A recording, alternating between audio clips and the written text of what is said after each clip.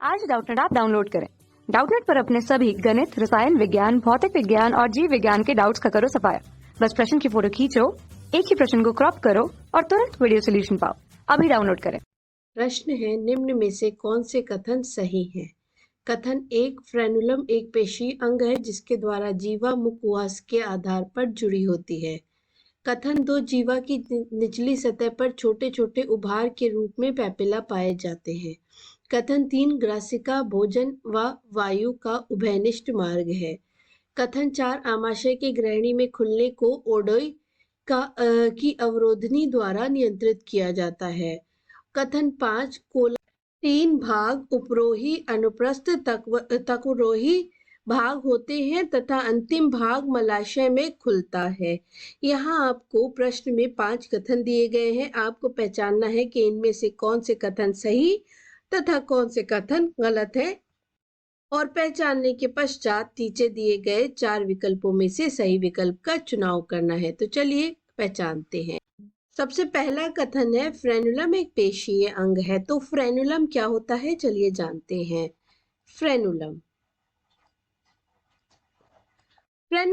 एक पेशीय भाग होता है, जैसा कि कथन में दिया गया है कि ये एक पेशीय भाग है या पेशीय अंग है और ये अंग साधारणता नहीं पाया जाता, लेकिन कुछ लोगों में ये जो पेशीय अंग फ्रेनुलम होता है, ये जीवा को मुख गुहा के आधार से जोड़ता है। तो ये क्या करता है, ये आपकी जबान या जीवा को मुख गुहा से जोड़ता है। और ये जो फ्रेनुलम होता है, ये टी के आकार की संरचना बनाता है। यहाँ पर टी का जो आपका अनुप्रस्थ सिरा है वो जुड़ा होता है जीवा से, और जो यहाँ पर खड़ा सिरा है वो मुख गुहा से जुड़ा होता है या मुख गुहा के आधार से जुड़ा होता है।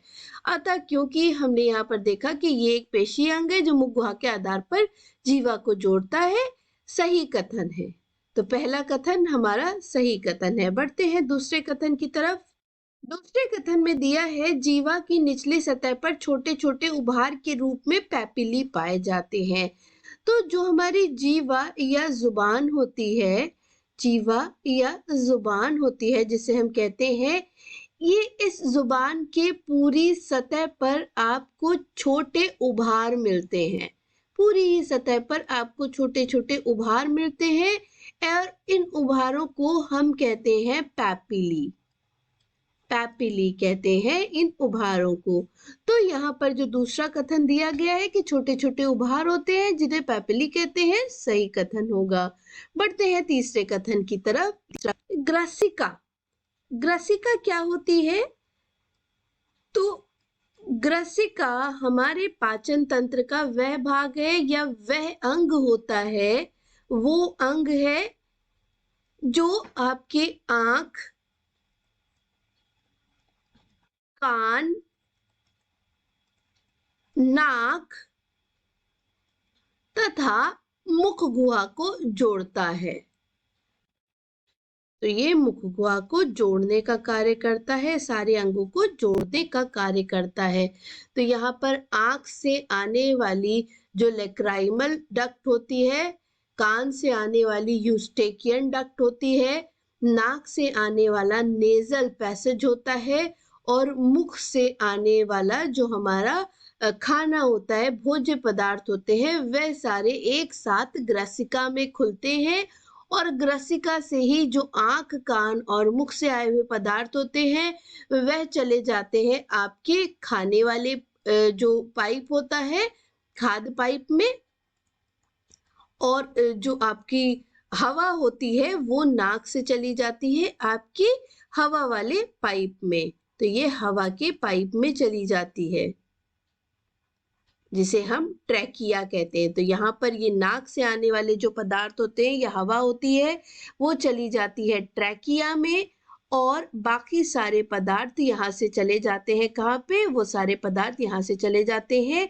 ओएसोफेगस में। ओएसोफेगस में बाकी सारे पदार्थ चले जाते हैं। तो इस प्रकार से यहाँ पर दिया गया है कि ग्रसिका भोजन व वायु का उभयनिष्ठ मार्ग है। तो ग्रसिका न सिर्फ भोजन और वायु का बल्कि आंख और कान से आने वाले सभी पदार्थों का भी एक उभयनिष्ठ मार्ग होता है। अतः ये हमारा कथन सही है। बढ़ते हैं चौथे कथन की तरफ। ये कथन आपका सत्य है या असत्य जानते हैं। तो चौथा कथन कहता है आमाशय के ग्रहणी में खुलने को ओडोई की अवरोधनी द्वारा नियंत्रित किया जाता है। तो यहाँ पर जब हम हमारे पाचन तंत्र की बात करते हैं, हमारे पाचन तंत्र में आप देखते हैं कि सबसे पहले मुख गुहा होती है। मुख गुहा होती है, मुख गुहा खुलती है आपके ग्रसिका में, या जिसे हम बोलते हैं ग्रसनी, ग्रसिका या ग्रसनी में खुलती है। ये ग्रसिका या ग्रसनी खुलती है ग्रास नली में, जिसे हम ओइसोफेगस कहते हैं। ग्रास नली खुलती है आमाशय में, और आमाशय खुलता है आपकी छोटी आंत में। तो आमाशय छोटी आंत में खुलता है, छोटी आंत फिर बड़ी आंत में खुलती है, बड़ी आंत में खुलती है। और जो बड़ी आंत होती है वो आपके मलाशय के द्वारा बाहर निकल जाती है, या बड़ी आंत से जो आपका अपाच्य खाद्य पदार्थ होते हैं वह मलाशय के द्वारा बाहर निकल जाते हैं। जो पाचन तंत्र होते हैं इनमें दो ग्रंथियां भी पाई जा, जो है यकृत पहली, और दूसरी होती है अग्न्याशय। तो यकृत और अग्न्याशय दो ग्रंथियां होती हैं जिन्हें हम पाचन ग्रंथियां कहते हैं, क्योंकि इनके जो स्रावण होते हैं वह पाचन में सहायक होते हैं, तो इन्हें हम पाचक ग्रंथियां कहते हैं। ये यकृत और अग्न्याशय एक साथ आपके डियोडनम या हम कहते हैं ग्रहणी में खुलते हैं। ये डियोडनम या ग्रहणी में एक साथ खुलते हैं, और ये जब एक साथ खुलते हैं तो वो एक अवरोधनी के द्वारा आपके नियंत्रित किए जाते हैं। इस अवरोधनी को हम कहते हैं ओडोई की अवरोधनी, ओडोई अवरोधनी या ओडोई की अवरोधनी। तो यहाँ पर वो अवरोधनी जो आपके यकृत और अग्न्याशय के स्रावण को ग्रहणी में भेजती है उसे हम ओडोई की अवरोधनी कहते हैं, ना कि आमाशय से ग्रहणी में खुलने वाली जो अवरोधनी होती है उसे हम ओडोई की अवरोधनी कहते हैं। अतः ये कथन हमारा गलत कथन है। पांचवें कथन की तरफ। ये पांचवा कथन कहता है कि कोलन में 3 भाग होते हैं। एक होता है उपरोही, दूसरा होता है अनुप्रस्थ, और तीसरा होता है त्वक अवरोधी भाग होते हैं, और जो अंतिम भाग होता है वह मलाशय में खुलता है। तो यहाँ जान ले कि कोलन में, ये सही कह रहे हैं कि कोलन में आपके 3 भाग होते हैं। पहले को हम कहते हैं उपरोही या आरोही कहते हैं हम उसे, दूसरे को हम कहते हैं अवरोही या अनुप्रस्थ, अनुप्रस्थ, और तीसरे को हम कहते हैं त्वक्रोधी या आपका कहते हैं अवरोही। तो ये 3 भाग होते हैं कोलन में, और ये भाग जो होते हैं ये मलाशय में नहीं खुलते। आपके जो बड़ी आंत होती है उसके आपके 3 भाग होते हैं। तो बड़ी आंत के यहाँ पर 3 भाग होते हैं। पहले भाग को हम कहते हैं आपका सीकम, दूसरे भाग को हम कहते हैं कोलन, और तीसरे भाग को हम कहते हैं रेक्टम या मलाशय।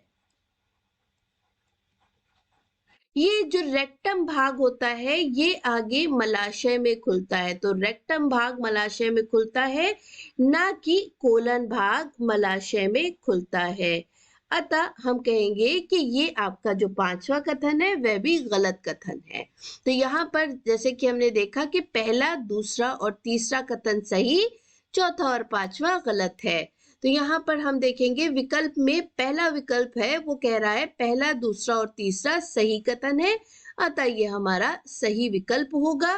क्योंकि दूसरा कह रहा है चौथा और 5वां, तो चौथा और 5वां तो हमारे गलत कथन है।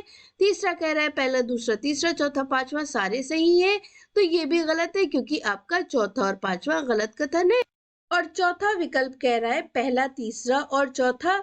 तो पहला और तीसरा तो सही कथन है, पर चौथा आपका गलत कथन है, अतः ये विकल्प भी गलत विकल्प है।